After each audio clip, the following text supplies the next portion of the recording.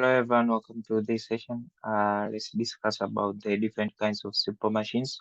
In our previous video, we are discussing about the various components that are used in this simple machine. Here we are talking about the mechanical advantage, the velocity ratio, and the efficiency of the machine.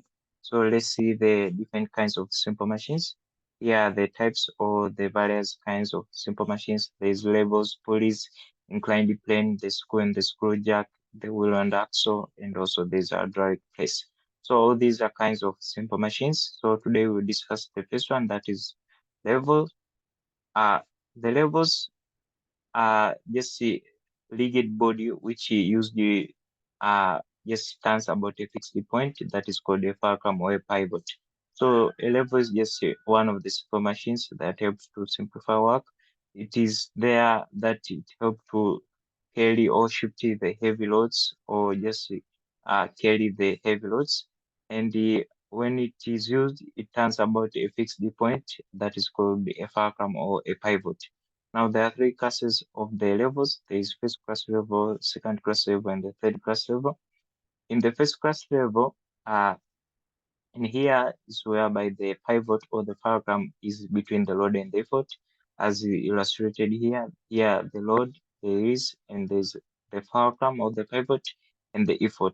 So the pivot or the fulcrum is between these two, the load and the effort. Examples of the first class level include as seesaw, crowbar, pair of scissors, and the claw hammer. All these examples of the first class level.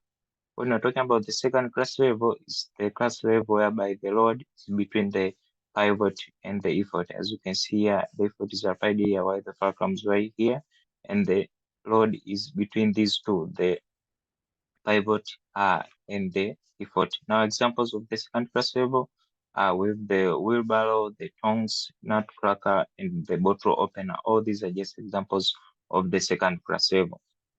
We're talking about the third class level. It's the class level whereby the effort is the one that is between the load and the pivot. Now, as you can see here, is the example of the third class level, that is the fishing rod. As you can see here, the effort is the one that is between the pivot or the fulcrum right here and the load that is applied here. So I hope that is clear, the third class level. So all these three class level, you can differentiate them by knowing what is between them, the first class level, the second class level, and the uh, third class level by using a abbreviation as FRE. That is the first one, the fulcrum is between, the second one, the load is between, while the third one, the effort is between the load and the pivot. I hope that is clear. Moving on, let's see the mechanical advantage of a level.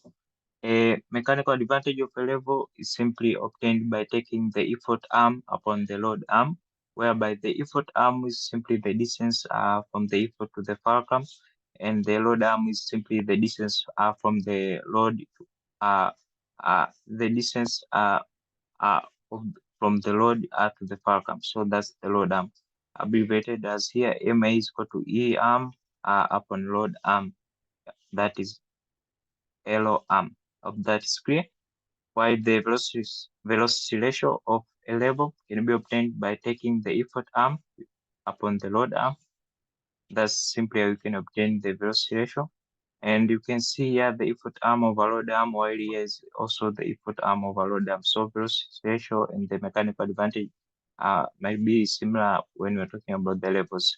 In talking about the efficiency of the machine, simply by obtaining or by taking the mechanical advantage upon the velocity ratio, then multiply by 100%.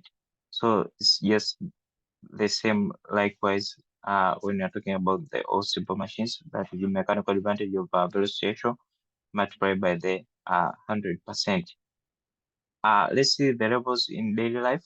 A reason for a level is that simply you can use it for the mechanical advantage in lifting heavy loads, moving things a greater distance, or increasing the speed of an object.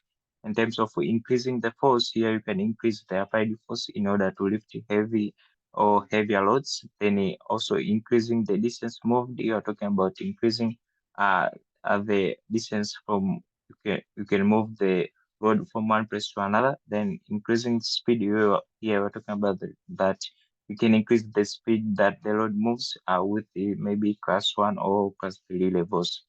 So that's all I have for this video. Here we've started discussing about the different kinds of the machines. We've seen the levels, the all three classes of levels, and the applications of the levels in our daily life. Thank you.